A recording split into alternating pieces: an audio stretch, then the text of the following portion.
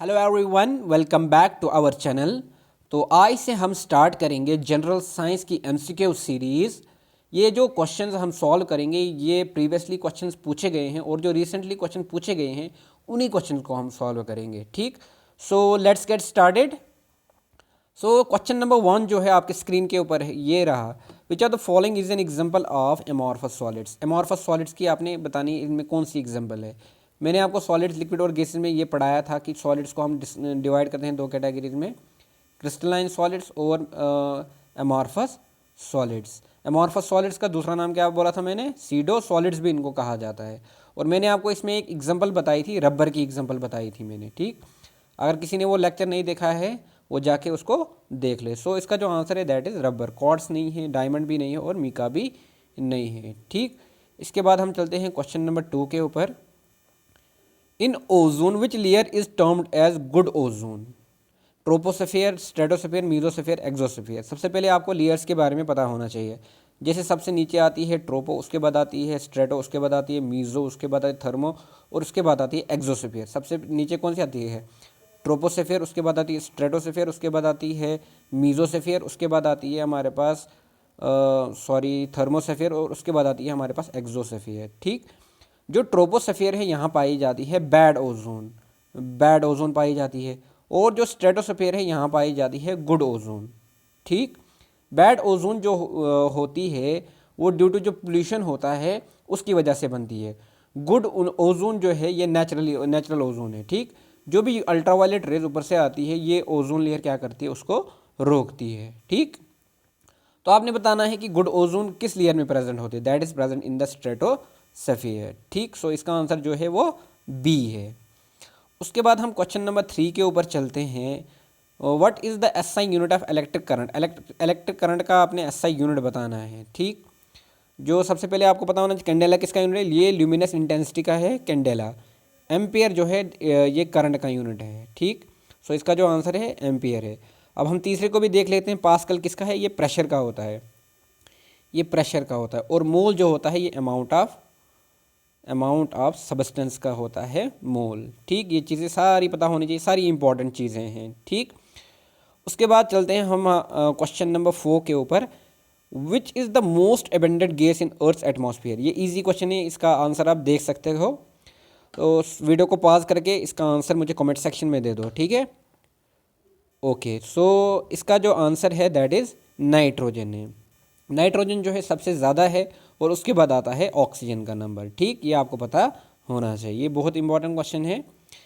उसके बाद इसका जो आंसर है ए है। Question number 5, which are the following processes denotes water soluble inorganic nutrients go down into the soil horizon and gets precipitated as an unavailable salts. ठीक, sorry, eutrophication, fragmentation, biomagnification या leaching. सबसे पहले आपको पता होना चाहिए कि ईओट्रॉफिकेशन क्या होता है। Eutrophication mean natural ageing due to the biological enrichment of water bodies. मान लो ये कोई लेक है, सो यहाँ पर एल्गी ने ग्रो किया। ठीक, अब एल्गी क्या करते हैं, वो पूरे इस जो वाटर बॉडी है इसको पोल्यूट कर देते हैं और इसकी नेचुरल एजिंग हो जाती है, नेचुरल एजिंग हो जाती है और उसी को कहा जाता है यूट्रॉफिकेशन।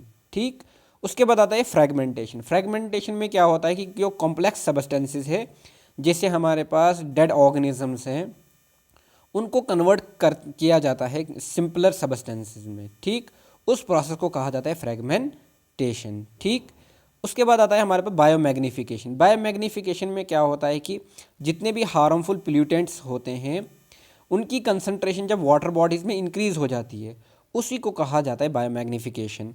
जैसे प्लास्टिक वगैरह हम वाटर बॉडीज़ में फेंक देते हैं, उनको क्या करती है फिश के अंदर चला गया, उसको बड़ी फ़िश खा लेगी। ठीक, वो उसके अंदर चला गया जिसकी वजह से वो क्या होता है, हार्मफुल इफ़ेक्ट काज करता है जो भी इकोसिस्टम प्रेजेंट होता है वाटर बॉडीज़ के अंदर। ठीक, इसलिए हमें चाहिए कि हम ज़्यादा से कम पोल्यूशन किया करें जितनी भी वाटर बॉडीज़ हैं। ठीक, और हमें अपने वाटर को क्या करना चाहिए, बचाना चाहिए। ठीक, उसके बाद हमारे पास आता है लीचिंग। लीचिंग में क्या होता है, इसमें जो हमारे पास सबसे पहले कॉम्प्लेक्स सब्सटेंसेस थे उसके बाद उनको कन्वर्ट किया गया सिंपलर सब्सटेंसेस में। ठीक, अब ये सॉयल है, अब ये सिंपलर सब्सटेंस सॉयल के अंदर है।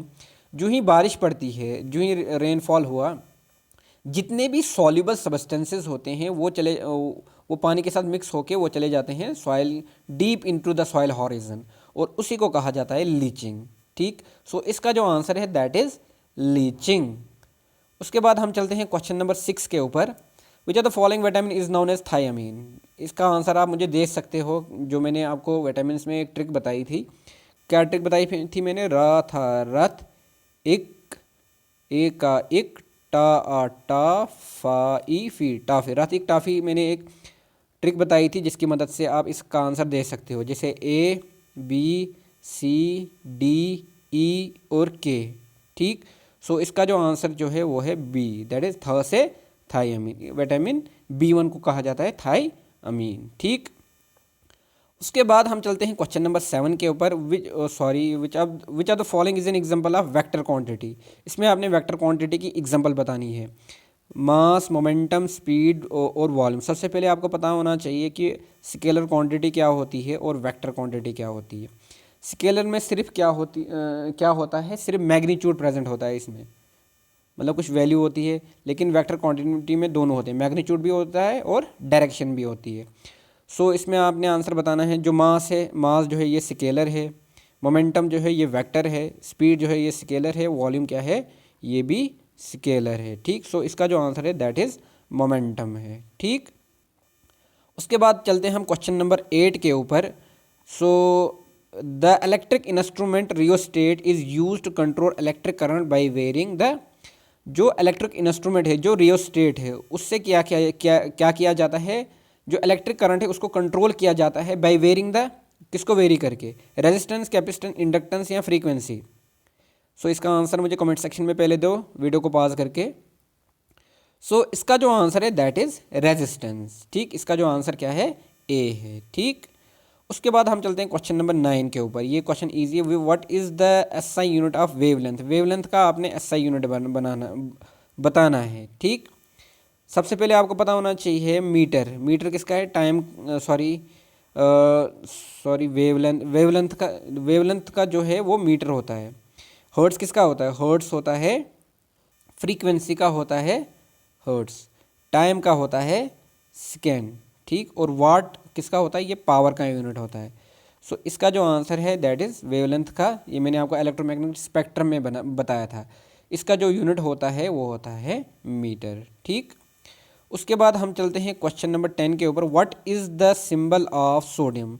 सोडियम का सिंबल बताना है। ये हमारे पास पीबी आपको पता होना चाहिए किसका सिंबल है, ये लेड का सिंबल है। एजी किसका है, ये सिल्वर का है। ठीक, ये सिंबल सारे पता होना चाहिए। एयू किसका है, ये गोल्ड का सिंबल है। ठीक, उसके बाद सोडियम, Na किसका है, ये सोडियम का है। ठीक, सो इसका जो आंसर है दैट इज़ Na, सोडियम। ठीक, तो ये थे आज के 10 MCQ, ये इंपॉर्टेंट MCQs हैं। तो hope you like the MCQ. Like the video, share the video and press the bell icon to get the regular updates. Thank you.